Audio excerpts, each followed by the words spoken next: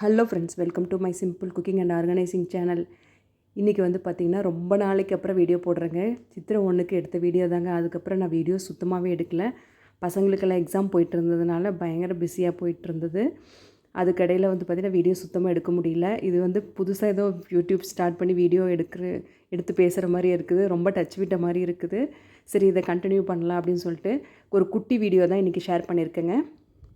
இந்த வீடியோவில் பார்த்தீங்கன்னா கொஞ்சமாக cleaning and organisation, chimney filter வந்து எப்படி க்ளீன் பண்ணுறது, ஈஸியாக எப்படி க்ளீன் பண்ணுறதுங்கிறத கூட உங்களுக்கு ஷேர் பண்ணியிருக்கேன்.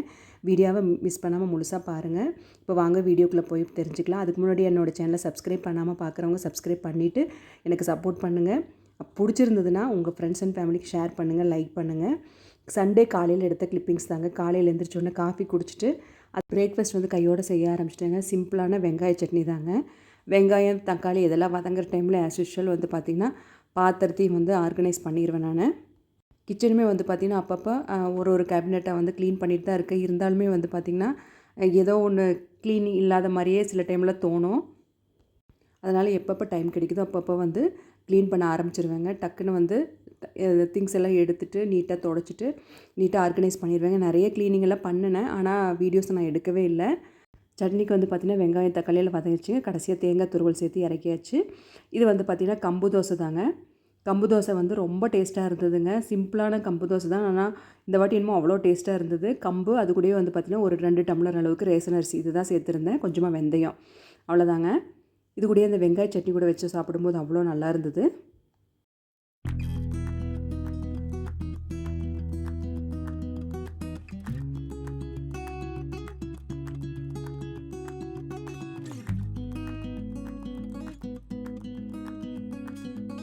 காலையில் பிரேக்ஃபாஸ்ட் வந்து சிம்பிளாக முடிஞ்சிருச்சுங்க. மதிய லஞ்ச் வந்து பார்த்திங்கன்னா கையோடு வந்து செய்ய ஆரம்பிச்சிட்டேன். லஞ்ச் வந்து கிட்டத்தட்ட முடிச்சுட்டு தான் இந்த வீடியோஸே எடுக்க ஆரம்பித்தேன். லஞ்ச் வந்து பார்த்திங்க அப்படின்னா நல்லா அரைச்சி விட்டு மீன் குழம்பு, அது கூடவே வந்து பார்த்திங்கன்னா ஃபிஷ் ஃப்ரை செஞ்சுருக்கேங்க.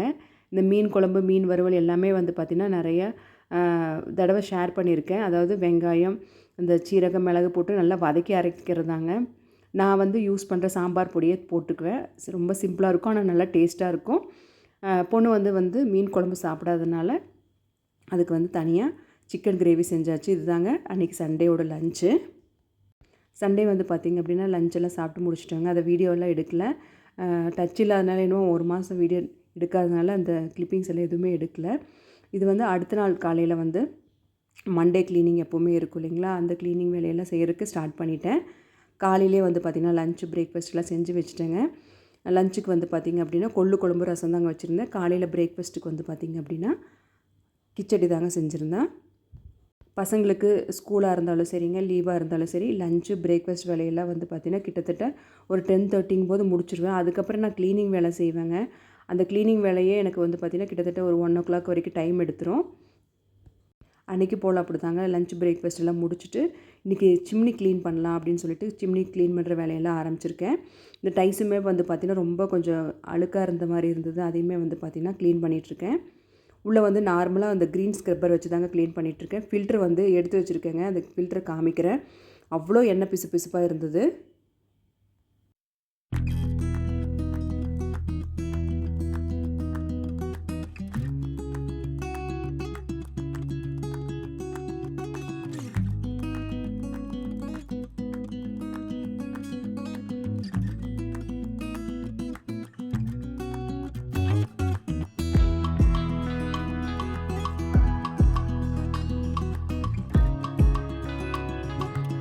இப்போ வந்து பார்த்திங்கன்னா சிம்னி, அடுப்பு எல்லாமே க்ளீன் பண்ணியாச்சுங்க. கிச்சன் கவுண்டர் டாப் வந்து பளிச்சுன்னு க்ளீன் பண்ணிட்டேன்.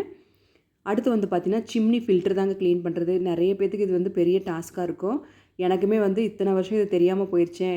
நிறைய யூடியூப்பில் பார்த்துருக்கேன், ஆனால் வாங்குறதுக்கு கொஞ்சம் பயமாக இருந்தது. இந்த வீடியோ வந்து உங்களுக்கு யூஸ்ஃபுல்லாக இருக்கும்னு நினைக்கிறேங்க. எவ்வளோ பிசுப்பாக எவ்வளோ மோசமாக இருந்தாலும் இந்த கேஸ்டிக் சோடா வச்சு க்ளீன் பண்ணும்போது சீக்கிரமாக ஒரு 1/2 hour இல்லைனா 1 hourல வந்து பளிச்சுன்னு ஆயிடுங்க. நான் இந்த சிம்னி க்ளீன் பண்ணுறதுக்கு வந்தாகவே இந்த ட்ரே வாங்கி வச்சுருந்தேங்க. ஏன்னா இது வந்து லென்த்தியாக இருக்கிறனால இந்த மாதிரி ட்ரேயில் போட்டால் தான் நமக்கு ஊற வைக்கிறதுக்கு வந்து ஈஸியாக இருக்கும். நான் சுடு தண்ணியெல்லாம் எதுவுமே ஃபில் பண்ணலைங்க. நான் வந்து பச்சை தண்ணி தான், அதாவது டேப் வாட்டர் தான் ஃபில் பண்ணிவிட்டு இந்த கேஸ்டிக் சோடா வந்து பார்த்திங்க அப்படின்னா கொட்டிக்கிறேங்க. இது வந்து கொஞ்சம் சால்ட் மாதிரி இருக்கும், கொஞ்சம் கெட்டியாக, அதாவது கட்டி கட்டியாக இருக்கும். அதை வந்து இதில் போட்டுக்கிறேன். அது வந்து கையில் படாமல் பார்த்துக்கணுங்க. நீங்கள் க்ளவுஸ் இருந்தால் கூட யூஸ் பண்ணிக்கலாம். என்கிட்ட க்ளவுஸ் இல்லாதனால அப்படியே ஒரு ஒரு ஓரமாக பிடிச்சி போட்டுக்கிறேன். அந்த பக்கம் ஓப்பன் இருக்கிறதுனால இந்த பக்கம் லைட்டாக ப்ரெஸ் பண்ணி உள்ளே அந்த பாக்ஸுக்குள்ளே போட்டு ஃபில் பண்ணிக்கிறேங்க. கையில் வந்து படக்கூடாதுங்க.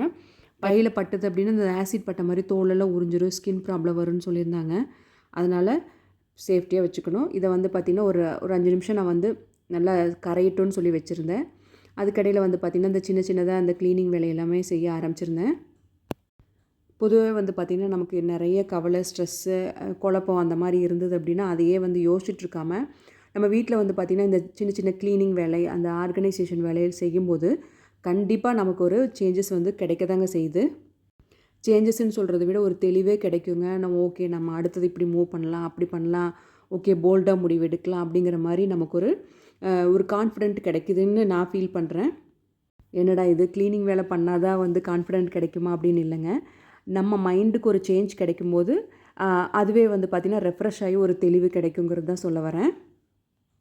நானுமே வந்து பார்த்திங்கன்னா ரொம்ப கன்ஃபியூஸ்டாக மோடில் தான் இருந்தேங்க. இந்த மாதிரி சரி இதுலேருந்து வெளியே வரணும் அப்படிங்கிறதுனால இந்த மாதிரி சின்ன சின்ன க்ளீனிங் வேலையெல்லாம் செஞ்சு நானே இருக்கிறத வந்து அங்கேயும் இங்கேயும் மாற்றி வச்சு ஆர்கனைஸ் பண்ணிகிட்டு இருந்தேன். அடுத்து வந்து பார்த்திங்க அப்படின்னா லஞ்ச் வந்து ஆல்ரெடி செஞ்சு வச்சுட்டு இல்லைங்களா, சாப்பிடும்போது வந்து சரி ஆம்லெட் போட்டுக்கலான்னு சொல்லிட்டு அதையுமே வந்து போட்டு எடுத்துகிட்டு இருந்தேங்க.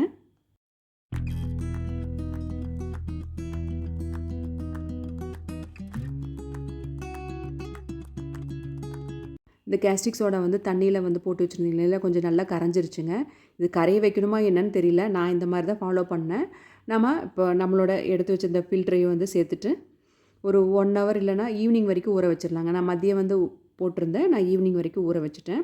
நீங்கள் ஃபுல் நைட்டு கூட விட்டுறலாம். ரொம்ப பிசுப்பாக இருந்ததுன்னா தாராளமாக ஃபுல் நைட்டு கூட விட்டுறலாங்க.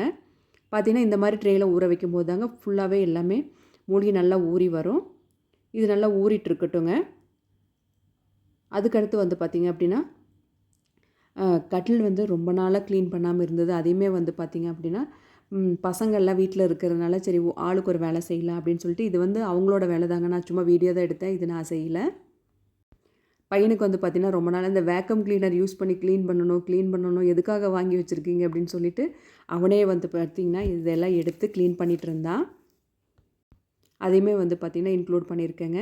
இந்த மாதிரி பசங்களுமே வந்து பார்த்திங்கன்னா சின்ன சின்ன வேலைகள் செய்யும்போது அவங்களுக்கு வந்து ஸ்க்ரீன் ஸ்பேஸ் வந்து கம்மியாயிரும். நமக்குமே வந்து பார்த்திங்கன்னா ஹெல்ப் கிடைச்ச மாதிரி இருக்குங்க.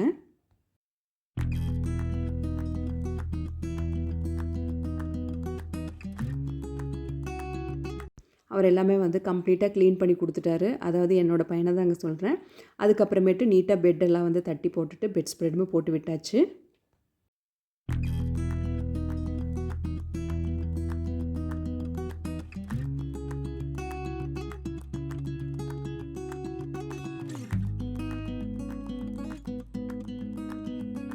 ஆம்லெட்டு வந்து பார்த்திங்கன்னா கையோடு போட்டு முடிச்சாச்சுங்க. இன்றைக்கி சமையல் வந்து பார்த்திங்கன்னா நல்லா காரசாரமான கொள்ளு குழம்பு, அது கூடவே வந்து பார்த்திங்கன்னா அவரைக்காய் பொரியல், ரசம், தயிர், கூடவே ஆம்லெட் இது தாங்க.